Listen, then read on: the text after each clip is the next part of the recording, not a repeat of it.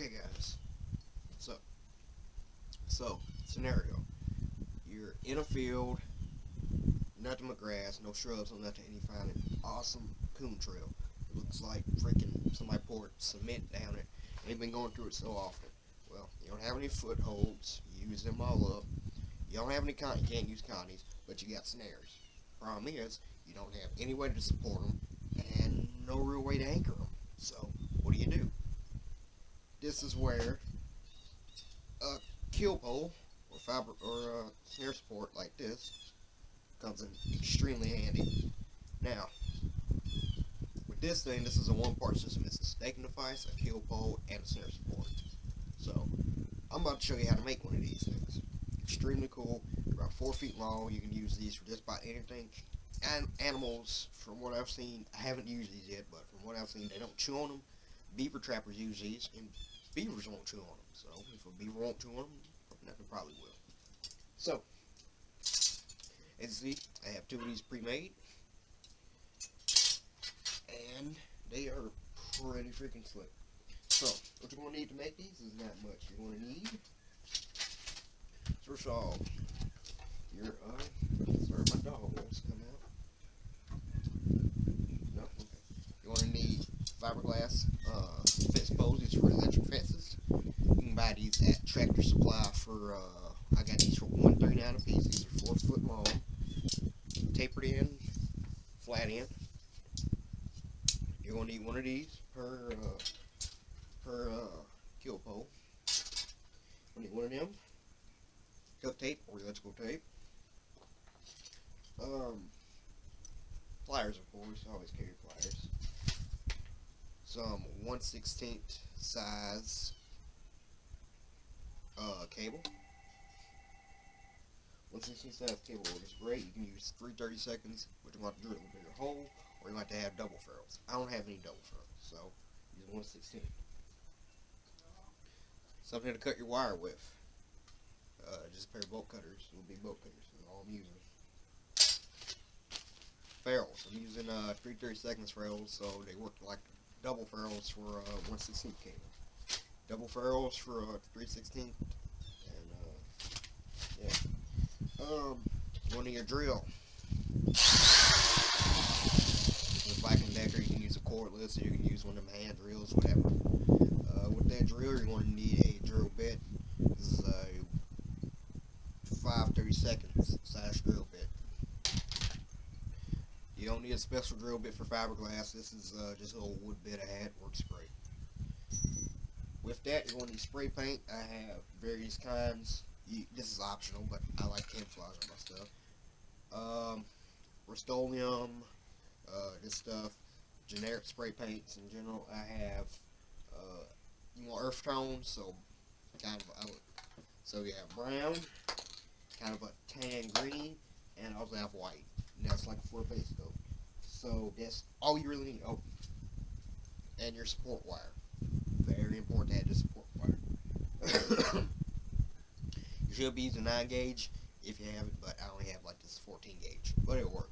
You can also use coat hangers and just random pieces of wire to work. So we got all of our stuff here. So we're just gonna hurry up and make this real quick because it's kind of cold out and I don't like being cold. So let's do it. Okay, here we are at the workbench. First thing we're gonna do is come up here on the flat top, and we're just gonna take a piece of this duct tape. You can use electrical tape or something like that, but just want some kind of tape to go on here. And we're just gonna cut about a 3-inch section, and we're gonna just wrap around the top real quick, like. Make sure it's nice and tight. Nothing fancy. And we wrap that right there. Then we're going to come down to about the 2 foot, to about the 2.5 foot section. And we want to wrap right there with another piece of tape of about the same length. Might want to go down or up a little more depending on your soil conditions. But it doesn't really matter too much. So there you go. We got a piece of tape here and a piece of tape here. Now, the reason we put tape on here is because of fiberglass. If you don't and you start to drill, it will fray out and bust, and you will just have wasted $1.39. So, next up what we do is we take our drill here, open her up, and then we put our drill bit, of course, because you can't drill without a drill bit. Make sure she goes in. And what we're going to do is we're going to drill one hole on the flat top. Oops.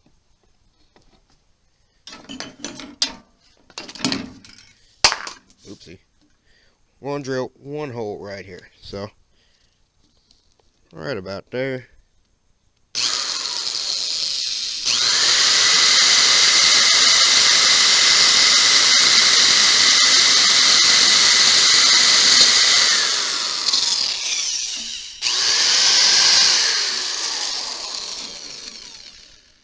And there we go. That's our first hole. Now, if you're going to be making a lot of these, as you see that fiberglass dust came out. If you're going to be making a lot of these, please wear like some kind of dust mask or respirator.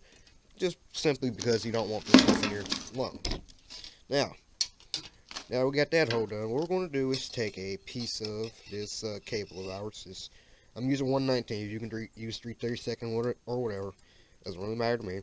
And we're going to take a piece that makes about a 3-inch loop. We're going to take that, and we're going to cut that with our cutters. Now, once we cut it, we're going to take our 2 ferrules. Again, I'm using 3/32 ferrules for 1/16 cable, so I can loop them through here. But you can just use a double ferrule if you want. I don't have any double ferrules, so I'm going to put one through here, one through here. It's going to let them hang like that. Now, I'm just going to put that through there. And this is with that size drill bit I can use. Yeah. Okay, so we got the cable through there. We got them 2 ferrules like that. All we're going to do is put that through there and let that piece end stick out just a little bit. Put this one through here. So you're just taking that in. Need to snip it off a little more. And just stick it through. Okay, and there we go. This is going to be what holds our snare to our kill pole here. You can also use these to hold your snare up when in storage. And what we're going to do is just go over here to the anvil and bang these 2 down real quick. So, okay, there we go. They're all banged down, secure, and there you go. Got a nice, strong holder. Now we're going to come down to here, and we're going to drill 2 holes. About one here, and about one here. You can get away with 1 hole, I reckon, but I do too, just for security reasons. So, I'm going to come up here. Let's see here. Make sure it's flat, and then we're going to come right about yay, and drill first one.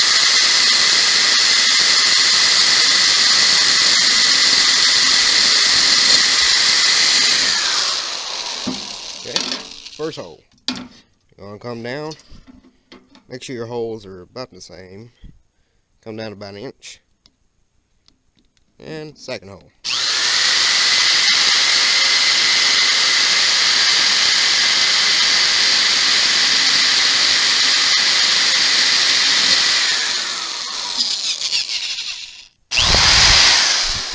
There we go with that one. Okay, so now we got those 2 holes. We can attach our support cable wire.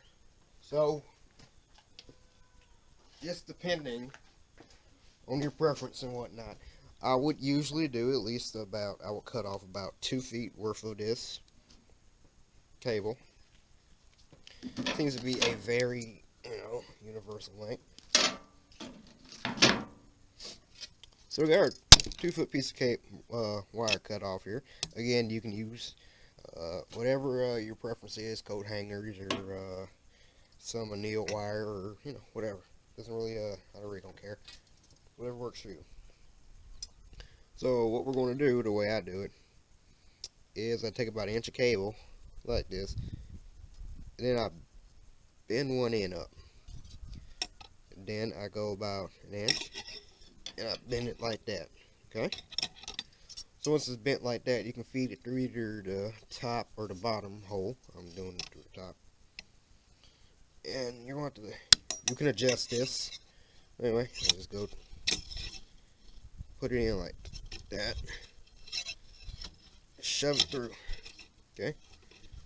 Take the bottom one. You can just loop it like so. Pull that through countertop. And just loop that around. And then it sticks out like that. And you can just loop the rest of this around. Nice and tight in a coil.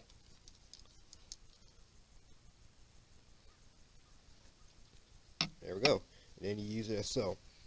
And a little something I like to do at the end of it, since this is slightly smaller, I use plastic support tubes, but I'm not sure if this will work on other things, but what I do is I just kind of make a little bitty kind of bend in here, like that, and that helps keep my tube on there. So we're just about done with this. Last thing we want to do, which is optional, is camouflage it. Right now I'm going to be using this Rust-Oleum. This was $5 at Tractor Supply. Make sure you shake it up real good. And you can do a base coat of brown.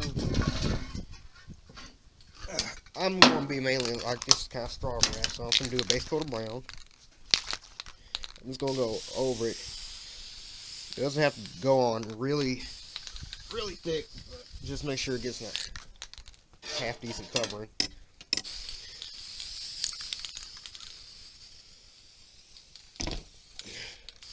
Spray a wire down too, just to help break up that image.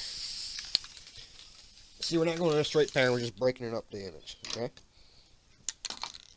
So we got that nice brown, we got the gray broken up. So then what we're going to do is go back over it with a green, a tan green type color.